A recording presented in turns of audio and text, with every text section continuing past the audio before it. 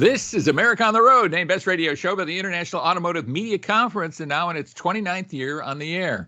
Thanks for being with us as we bring you the latest automotive information from around the world. Volkswagen has just introduced the successor to an iconic vehicle at an event in Surf City, USA. And we'll tell you all about it. In fact, we have some personal reminiscences coming up, so stay with us for that. Personal reminiscences.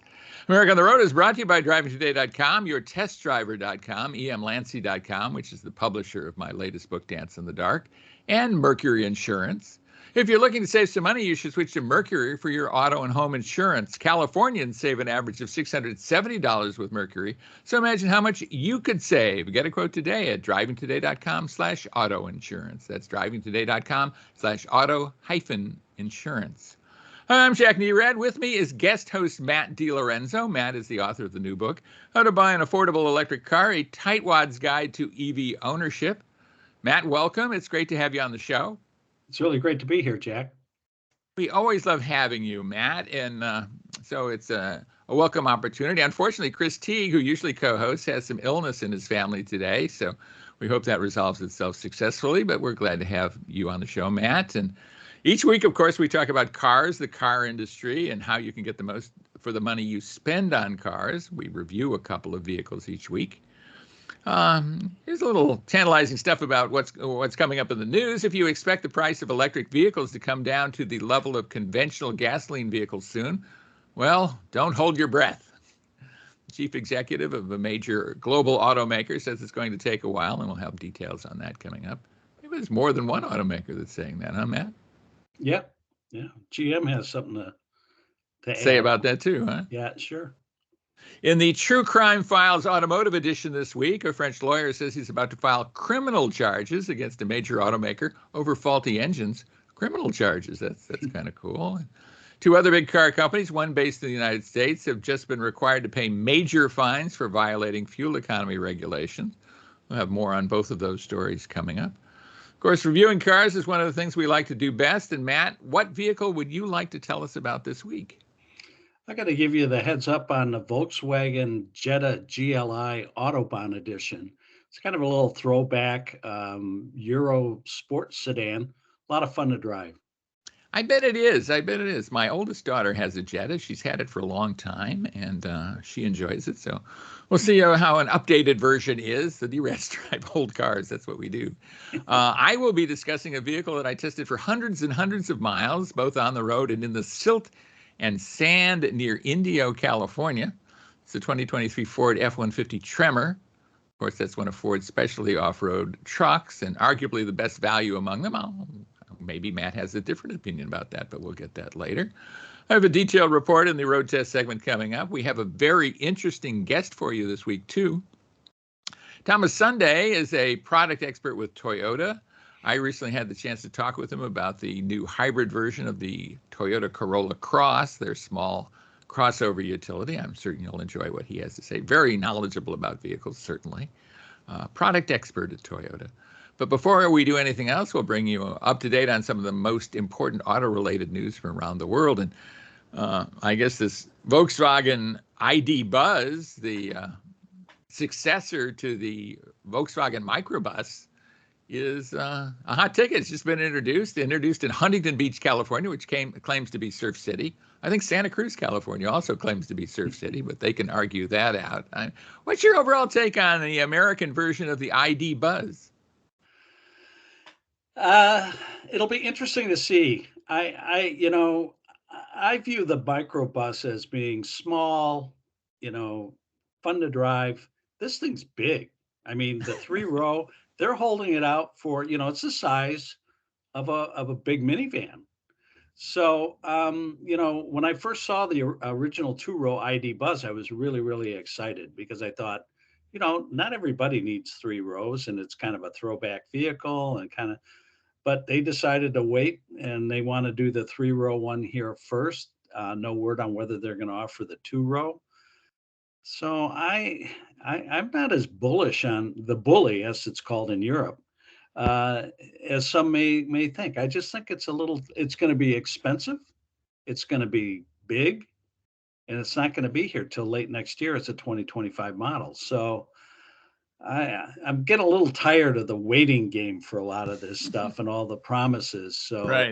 yeah, it'll be interesting to see what happens. I think it looks good, but I'm just not as excited as I was maybe 2 or 3 years ago about it.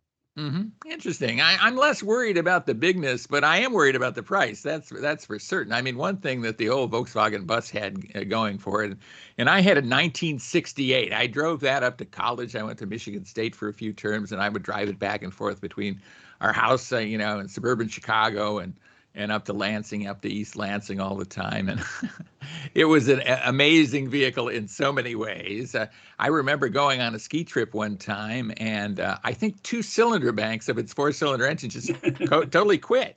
But it continued to run on two cylinders, at about 30 miles an hour. We got it to a Volkswagen dealership late on like a Friday, evening, 7 o'clock or something like that. Somehow they fixed it and sent us on our way. So that was a miracle. The fact that it ran on two cylinders was also a miracle, but quite different than what we're seeing in this. And so the cheapness was good, portion of it. The go anywhere portion was good. That you could kind of fix it almost yourself. That was something I couldn't fix, but Right. that could be fixed quite rapidly.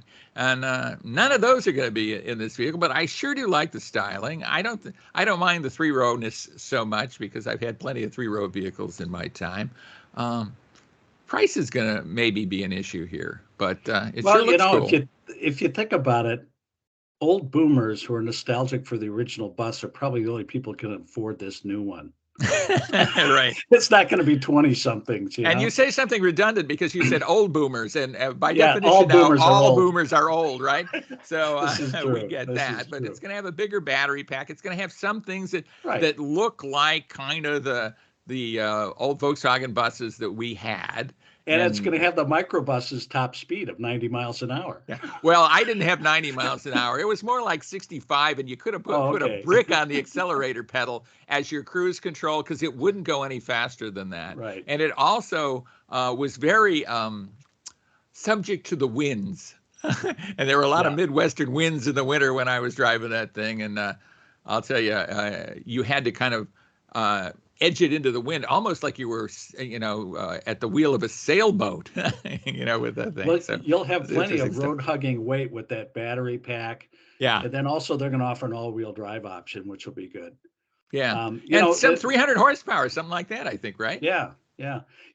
Looking at it, other than the nose of it, the profile of it is remarkably like the old T5 Eurovan, and I think that's where it'll come across as being a full three-row kind of minivan type of thing. So yeah, it'll be cool. Yeah. It will be cool, and I look forward to seeing. I certainly look forward to driving and seeing what it's like, and going back to my college days, which is a long time back, let me tell you.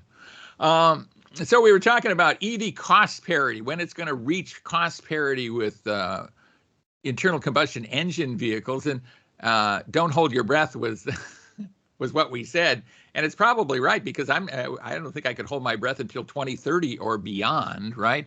A lot of analysts have said, well, we're going to get to cost parity a lot quicker than that. But the chief executive of Ford Motor Company, Jim Farley, a guy we both know, I think, pretty well, says well after 2030 is his prediction. What's your take on that, Matt? I agree. It wasn't that long ago that they were saying by 2025, 2026, they're going to reach parity. And now Mary Barra came out from GM and just said she doesn't anticipate seeing a $30,000 to $40,000 EVs becoming abundant until after 2030 as well. So there needs to those battery breakthroughs still seem to be 3 years out, 3 years later. So the flip side of that is, yeah, they're going to get rid of that cost disparity between gas and electric cars by making gas cars more expensive. That's a way to do it, and they kind of have the way to do that, don't they? Yeah, they do. In this news story I'm looking at, it says between 2030 and 2035, Farley was talking about how they can get the price down, and one of the things they can do is fit these EVs with smaller batteries made with cheaper materials. Maybe that's what we've been talking about for a while, that maybe range is not what it needs to be, or a 300-mile range is kind of overshooting the target. What's your take on that? I agree with that, and I make that point in my book about buying affordable electric cars is that if you take a 200 to 250 mile range and you can recharge at home overnight, an EV could probably take care of 80% of your transportation needs. And that's not to say that you won't be a two vehicle household, and maybe your other household vehicle will be a traditional ICE vehicle or a plug-in hybrid. But for many people, an EV that goes about 200 miles can work out.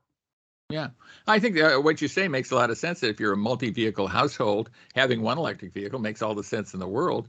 It's also kind of a violation of what is being pushed upon us, which is make everything EVs and have no Right. more gas cars sold at all, and not even plug-in hybrids. So that's kind of wild. I want to Yeah. squeeze in the story on Renault and criminal charges being filed against a company. I mean, often we see civil suits against a company, but what's your take on criminal charges possibly being filed against a company over a product problem? Well, I think over a product problem, something new, like engine going wrong. But as we've seen in the Dieselgate instance with VW and their emissions cheating, they did file criminal charges, and I think a couple of executives went to jail on that. But kind of breaks new territory, and it could be scary in a way if you're an engineer. Right. You might Yeah, be looking over your exactly. shoulder. Yeah, yeah, absolutely true. Well, when we come back, we'll be road testing two very cool vehicles, the Volkswagen Jetta, the Autobahn edition of the GLI, and I was testing the Ford F-150 Tremor. Really cool. So stay with us for that. We'll be right back right here.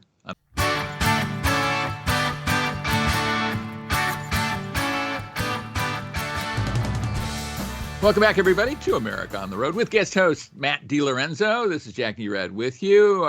Chris Teague, who normally co-hosts with us, has a little bit of illness in the family, so Matt is joining us, and we're happy to have him on the show.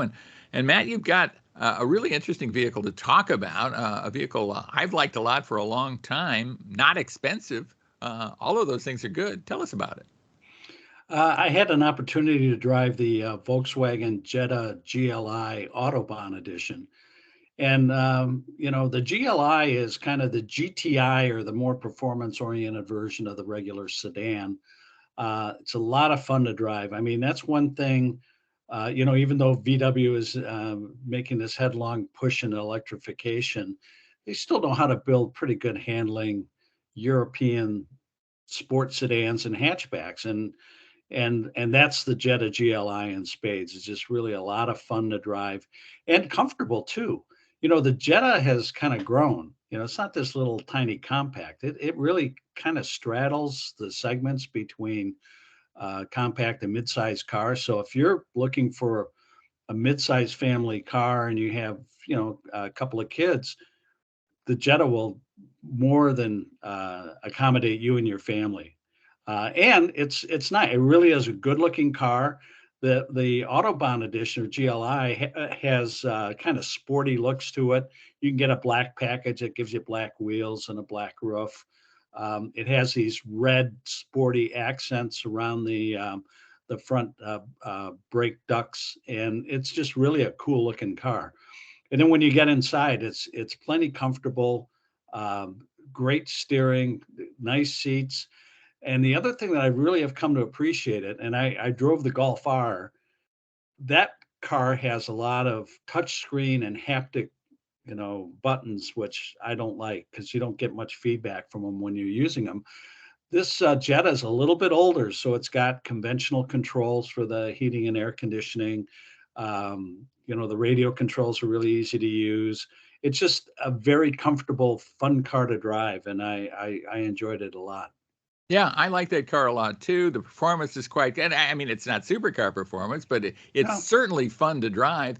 And rear seat room and trunk room are really both serious in the Jetta. I think provides a ton of both, which is really nice add-ons. yeah, it's great. And then, it's got a proven four-cylinder engine. It's making over 200 horsepower, which, for a car its size and weight is plenty. It's not meant to be like the Golf R, which is at 300 horsepower. But it drives great, and the thing is that you have the dual clutch transmission. It's an automatic, but essentially an automatic clutch manual. So you get these really positive, firm shifts, and then you have the paddles on the steering wheel where you can actually shift through the gears manually. So it's just a lot of fun. It gives you a lot of options to either sit back and drive it comfortably as an everyday commuter, or you can like put it in sport mode and really have at it on the curvy roads. Yeah. I think it would make a fun vehicle for kind of a race class, wouldn't it? I mean, Yeah, a real exactly. inexpensive sedan race class, that would be kind of cool. Yeah, With and it's got a something lot of going on. features on it. I mean, Yeah. it has the full kind of digital cockpit and really a nice interior.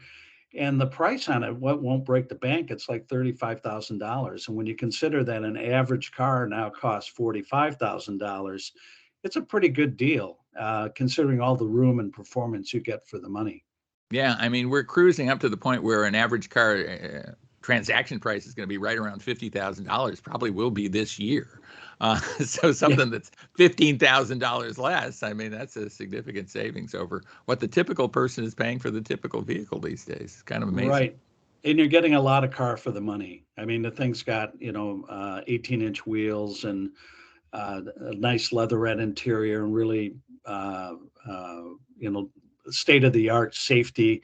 You have blind spot monitoring, you have adaptive cruise control. All these things are standard features now. So for the money, it really is a good deal. Yeah, and the thing I like about Volkswagens too is they don't feel like other vehicles. I mean, you get into a Volkswagen and you Exactly. feel like you're in something different than. In a Yeah. lot of these vehicles we get into, one after the other, they all kind of feel the same, but Volkswagens are not like that. So, very, Yeah. very cool. The Volkswagen Jetta GLI Autobahn Edition. And I was driving a vehicle from an icon, really. It is the Ford F-150 full-size pickup truck. Of course, that doesn't need any kind of introduction. Everybody knows what that is. It's the best-selling vehicle in the United States and has been so for 30 or 40 years, many, many decades. I was driving the Tremor version, though, which is an off-road version of the vehicle, now a trim level of the F-150. There are a couple of different packages you can get with the Tremor, and I had the Tremor with the up-level package, the high package, so it had all the Zooty stuff. But it starts with the same basic goodness of the F-150 that has made it the best-selling vehicle out there. The fully boxed steel frame, the aluminum alloy body, nice powertrains. It's got some interesting powertrains.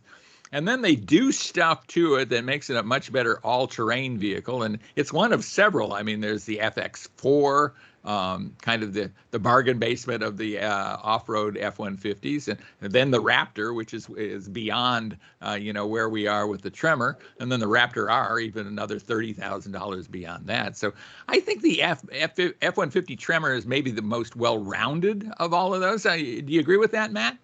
Yeah, I like that Tremor package. I think it started out on the Ranger, actually on a smaller truck, and then they adapted it to the full size truck. And it really is a nice step in between because the Raptor is just a wild, I mean, it's a desert racer. A lot of power, doesn't get great gas mileage, a lot of fun to drive, plenty of suspension travel. The Tremor has some of those attributes, but it's not going to cost you that much. And a lot of times you just don't need that kind of power. If you just want something that's a nice all around cruising truck that you can take off road. And it's like you say, it is a step up from the FX4 and the standard F-150 line. Yeah. One of the things they've done this year is they've added the availability of the 5-liter V8 engine to the Tremor package, which is cool. That's the one we tested. I might choose that one anyway, just because I like the time-tested aspect of the 5-liter V8, normally aspirated. I think it's a simpler engine. If I had to work on something on the trail, which heaven forfend I had to do, but I'd rather work on conventional V8 engine than something with twin turbochargers on it. Certainly Right. do that. So I like that. It's 400 horsepower, the same as the twin turbo V6 that was the standard power plant before. Of course, it has all-terrain tires and wheels. It has a four-wheel drive system, as you would expect, with a two-speed transfer case and locking rear differential. So that's all good. That's serious off-road stuff. That shows they're serious about it. Off-road shocks and suspension. They changed some of the suspension componentry because you're bashing into stuff that you're hopefully not bashing into on the road. Maybe you're bashing into a parking curb or something like that. It has skid plates, tow hooks, selective drive modes. They've added rock crawl to the drive modes. So just a ton of cool stuff. They even have an upfitter switch bank, so you can get into the electrical system and wire floodlights or whatever you want to wire into it without just blowing the system. What they don't want you to do is cut wires and splice. So that's one of the reasons they're doing that. So a lot of great stuff here. This base is at about $60,000, which seems like a lot of money for a pickup truck, but these days, that's almost a bargain for a pickup truck. And for a pickup truck with these all-terrain tires, 18-inch wheels with 33-inch tires, very, very cool. If you add the high package, which is the vehicle I had, that adds another, $7,500, almost $8,000 to the package, but even better stuff, a lot more stuff. So all in all, I like this vehicle a lot. And what I really liked about it, interestingly enough, is not how good it was off-road, and it's really good. It's got all the right stuff to go off-road. The only thing against it off-road is it's a really big truck. You have that, so narrow trails, tight corners on a trail, that becomes difficult. But on the road, it's just terrific. I did a lot of freeway and highway driving in this thing, and plenty of power, quiet. You didn't hear thump, thump, thump, thump, thump out of the all-terrain tires, so that's a nice feature. And pretty precise steering and handling. I was in some cornering situations, and you've probably driven these too, in the high occupancy vehicle lanes that are really narrow on our freeways out in California. Sometimes with a big vehicle, you're kind of, oh boy, am I going into the, into the curb here, so, into the barriers. And I never felt that way. So, this is a vehicle that I think handles really, really well. You don't give up anything in terms of fuel economy or 1 mile per gallon to have the V8 engine versus the twin turbo V6. So I think in a lot of ways, that's the way to go. What's your take? I agree. I think that's one of the underestimated parts of pickup trucks is actually how good they are on road. And that's a tribute to why the F-150 is the best-selling vehicle in America, is that people like it for the way it rides and handles and carrying around their family, especially with that crew cab configuration. Plenty of room in the back. It's a great vehicle. Absolutely, absolutely true. Well, when we come back, we're going to have a great guest for you. Thomas Sondej is the product expert with Toyota. He's going to be talking with us about the Toyota Corolla Cross Hybrid. I think, Matt, you drove that. I drove that fairly recently, so he'll be talking with us about that. So stay with us for that, and we'll be right back.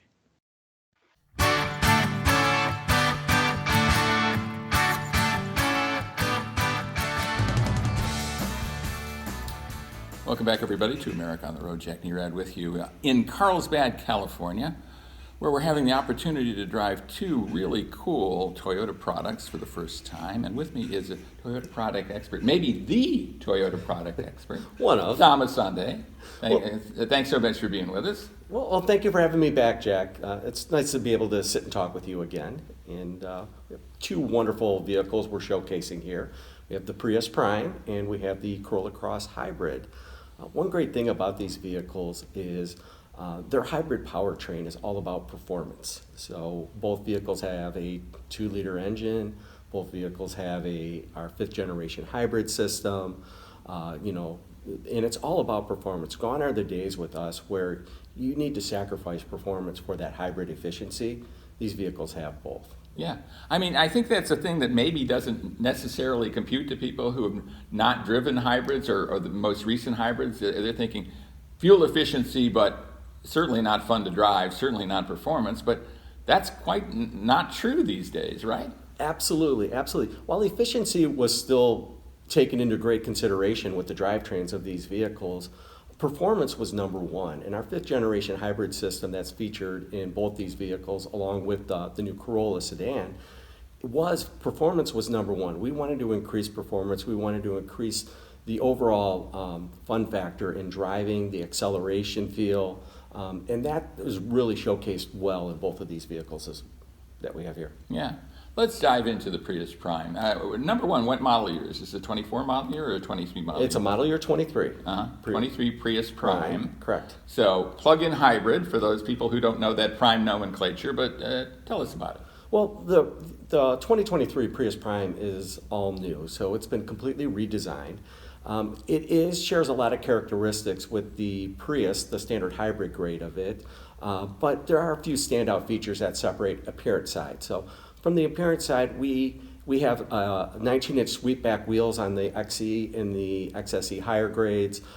We have, in terms of the rear, there's a little bit different in the rear light. It's clear versus a red strip. And then the front grille has a painted lower grille trim as well.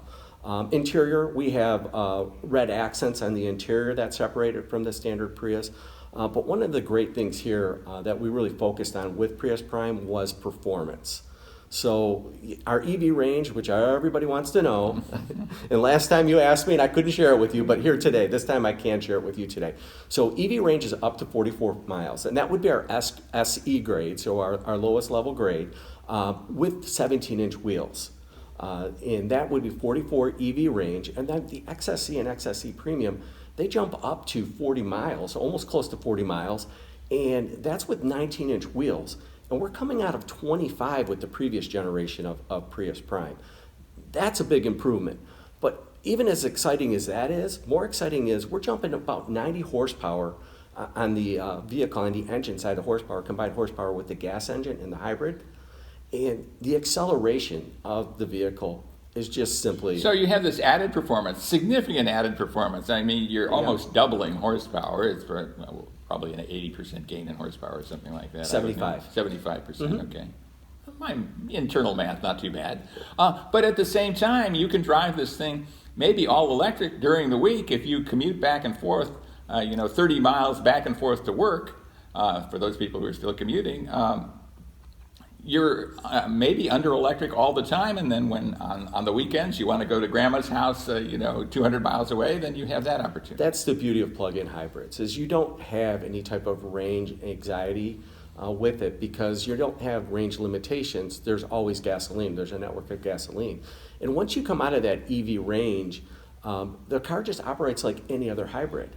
And in this case, up to 52 miles combined on the SE in that hybrid mode. Right, 52 miles per gallon yeah, of fuel that's economy. The average, yeah, right. The fuel economy on that side with that. And you can travel cross-country in a plug-in hybrid, but on your daily commute. So, for example, you live your life taking kids soccer or whatever is going on there, your daily work commutes, grocery commutes, and you can keep that range low with that 40. So latest data I've seen, about 38, 39 is the average daily commute of a person in the United States.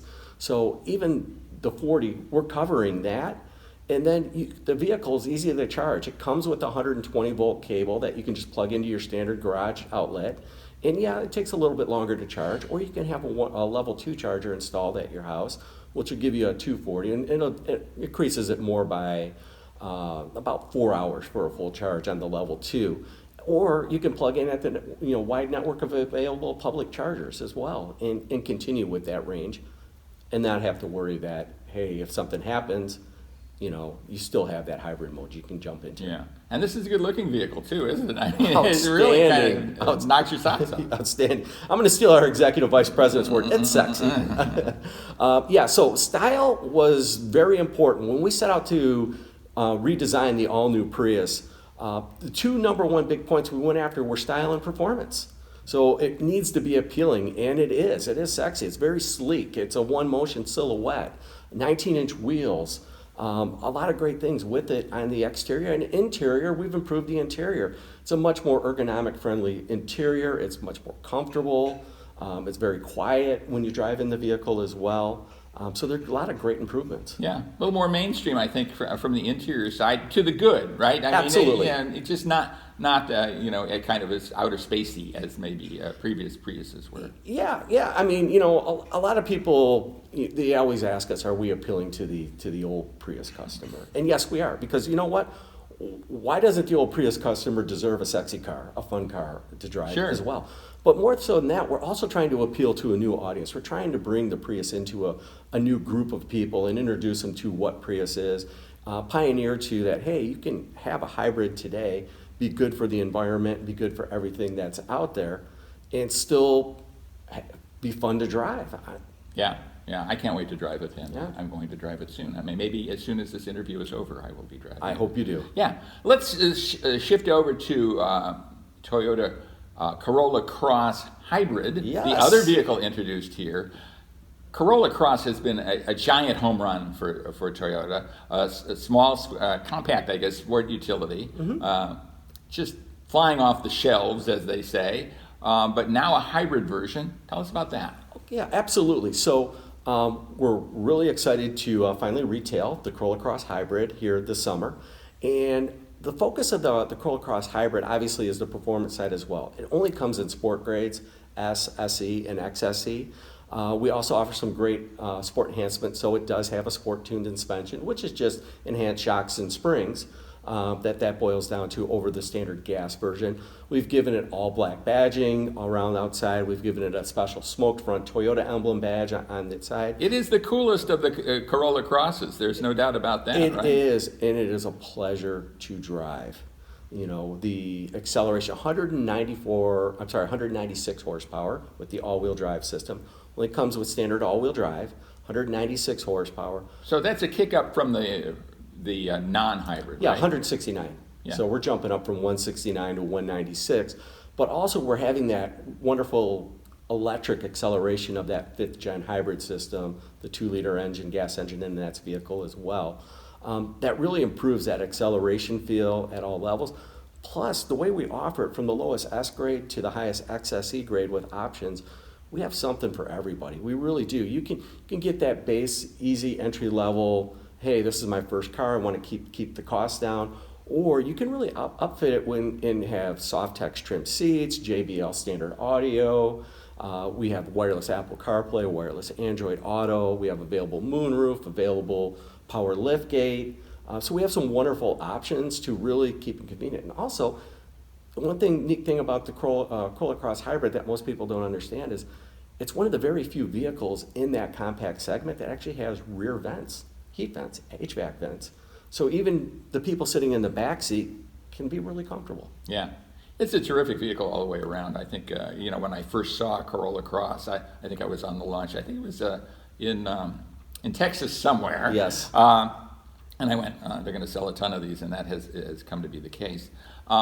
Tell us a little bit about pricing for the hybrid. Do you have a sense of what the pricing is going to be for the Corolla Cross Hybrid? So Corolla Cross Hybrid, pricing's not really my specialty on the side of the things here. That was more Mike earlier that you had spoke with. But, pricing starts at, I apologize, I don't, off the top of my head, I don't remember. Let's just not do this. Yeah. Let's not do this Okay. in the interview. Let's talk more about what do you think are the most important features of the Corolla Cross Hybrid, beyond maybe the hybrid powertrain?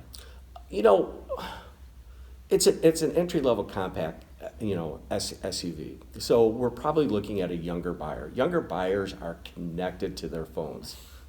Younger buyers don't want to plug in for Apple CarPlay, Android Auto. They want to do that. So for me, the technology in the car. So it's wireless Apple CarPlay and Android Auto. You come in, you have your profile set up, you start the car, don't need to take the phone out of your pocket, you have your Apple CarPlay, Android Auto. And Toyota's gone to great lengths to get infotainment right. Correct. I mean, tell us about that. Correct. So, once we were going into that world and that realm of Apple CarPlay and Android Auto, there's a lot of work we had to do on the back end in designing to get to this point where we can meet the demands that we need to do so that they can maintain their compatibility and we can maintain our functions as well and establish that wireless. So it was a big priority for us here at Toyota, and that's why we've moved it also into this latest gen. Safety is another big feature there. Toyota Safety Sense, that cumulative package that comes with Toyota Safety Sense, that's not industry standard. Every vehicle gets that package that we sell at Toyota, just standard it comes. Yeah, and I think it's 3.0 in... Absolutely, it's our 3.0, so our latest, most up-to-date offering, which has enhanced sensitivity amongst most of the features. Right. So great vehicles. A lot of people say, where are the affordable cars out there? These are two cars we're talking about, two vehicles we're talking about that are both affordable with great features and good for the planet on top of that. So, nothing not to like about all of this stuff, right, Tom? Absolutely. If you have the opportunity, take one for a drive and experience what the all-new hybrid system and performance side of Toyota hybrids is about. Well, Thomas Sondej of Toyota, thanks so much for talking with us. It's always a pleasure to talk to you. Once again, Jack, thank you for having me. It's always a pleasure to be here. And stay with us, everybody. We'll be right back right here on America on the Road.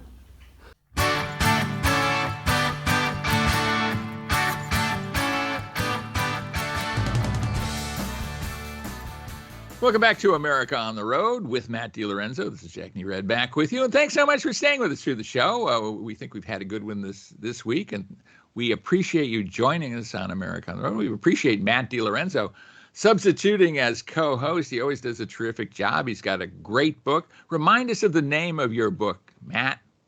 It's called How to Buy an Affordable Electric Car, a Tightwad's Guide to EV Ownership. It's a terrific book, very well written, very practical guide to this. And so look for that. And it's available where, Matt? On Amazon and barnesandnoble.com. Yeah, so check it out. Absolutely a terrific book. Well, let's take some listener questions, Matt. And I'm going to put a listener question to you that we had last week. But because you're such an EV expert, and this is an EV type question, I thought I'd ask you this same question and see what your answer is. See if you give a similar answer to the one we gave last week or completely different and probably much better informed. Here's the question, though. This is from Noah in Colorado Springs, Colorado. For years, we've been hearing that battery breakthrough will make electric vehicles much more affordable, but it seems like the batteries we have now aren't that much different than what we've had, say, 10 years ago. Why is that, and are we going to get a big battery breakthrough? What's your take? Well, technology takes time to, it's not like Moore's law with, semiconductors. Battery technology is totally different. Moore's law, every year or so, you would double the capacity and cut the price in half. And I think people have been trying to apply that to batteries. It just ain't happening. The next big breakthrough, I think, is supposedly solid state, which, will be no cooling issues, faster recharging, more range, more money. So that's not going to help bring down the cost. The thing that will help a little bit will be some improvements in cathode technology, some improvements in the battery chemistry itself, because people are figuring out that they need to find cheaper materials other than lithium and cobalt to make the batteries work. And there is some progress being made, but it's just not happening fast enough to not only suit consumers, but the manufacturers as well, because they've been promising this stuff for, like you say, it's always 3 years out. And after a certain point, I think people are going to start tuning people out when they're saying, oh yeah, batteries are going to get cheaper, and everybody's going to go, well, where are they?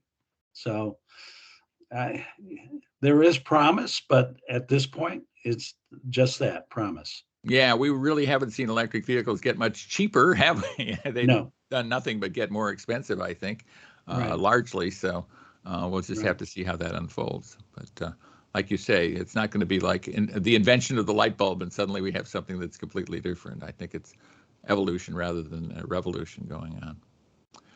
Well, let's take another listener question. This is from Samuel in Temecula, California. It looks like I'm going to have to be going to the office full time soon.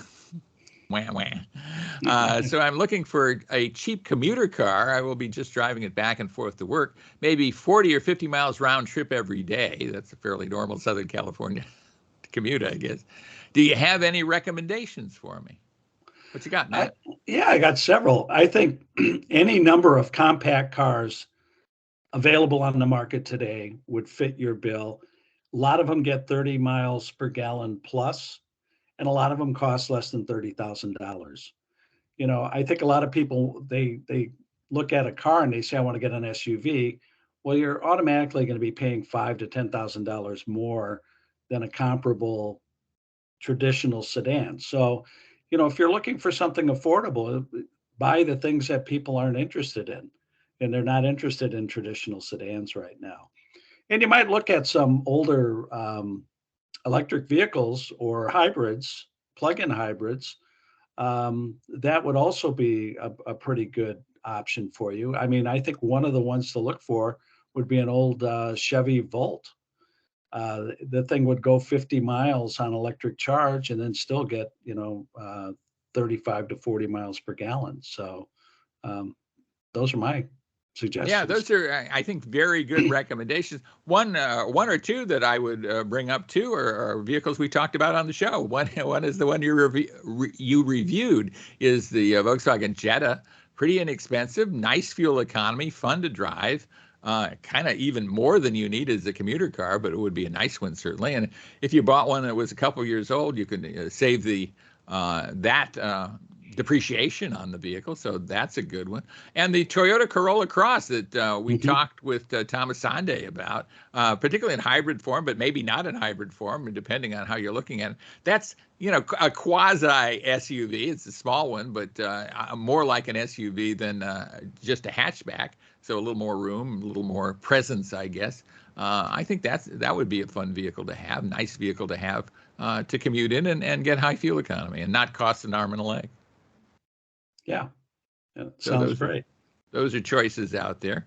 Well, let's take another question. Sven in Bloomington, Minnesota says this: a lot of people talk like the switch to EVs is inevitable, but is it? We talk about this all the time on the show. Are we really going to switch all the vehicles in the country to electric? Does that make sense? How long will it take, and how much will it cost? We need specific answers. No, a lot. Yeah, right. Yeah. No, because our country is big, and there are a lot of people who live in places where they need to drive a long way, and the charging infrastructure isn't there. And as you pointed out, the cars are too expensive. The other thing is that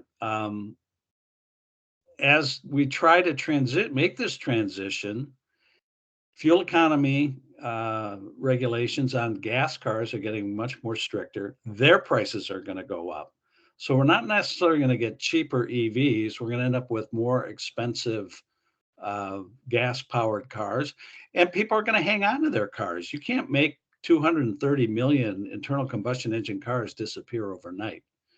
And I think as people realize that it'll be more affordable to hang on to their cars, those cars will stay on the road as long as they don't ban the sale of gasoline.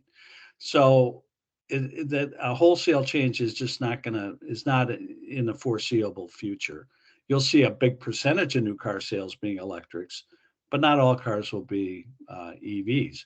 And by the same token, if you slow down the turnover in the fleet, what you're doing is that you're having people driving older, less safe and less fuel efficient and higher polluting cars.